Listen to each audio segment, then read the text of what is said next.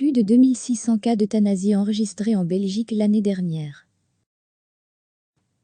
La commission euthanasie a reçu 2655 déclarations d'euthanasie l'année dernière, en hausse de 12,5% par rapport à 2018, annonce-t-elle mardi.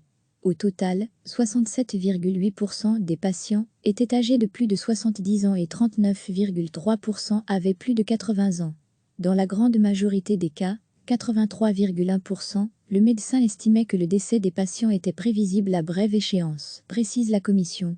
Les affections à l'origine des euthanasies étaient principalement des tumeurs, cancers, 62,5%, des polypathologies, 17,3%, des maladies du système nerveux, 8,7%, de l'appareil circulatoire, 3,4%, de l'appareil respiratoire, 3,2%, et des troubles mentaux et du comportement, 1,8%.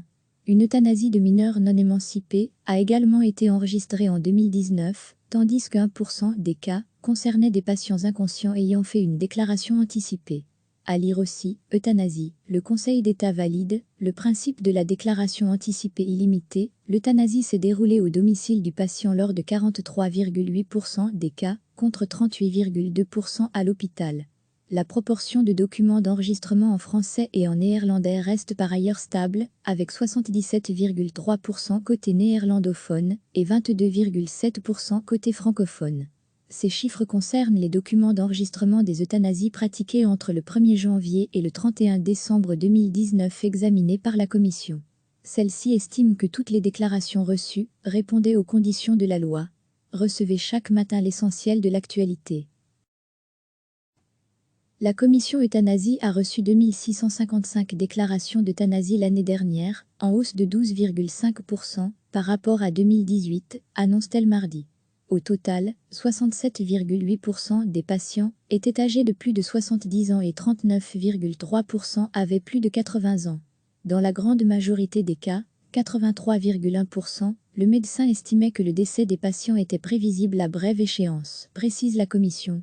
Les affections à l'origine des euthanasies étaient principalement des tumeurs, cancers, 62,5%, des polypathologies, 17,3%, des maladies du système nerveux, 8,7%, de l'appareil circulatoire, 3,4%, de l'appareil respiratoire, 3,2%, et des troubles mentaux et du comportement, 1,8%.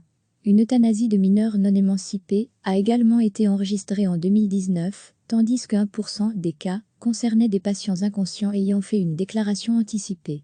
À lire aussi, euthanasie. Le Conseil d'État valide le principe de la déclaration anticipée illimitée. L'euthanasie s'est déroulée au domicile du patient lors de 43,8% des cas, contre 38,2% à l'hôpital.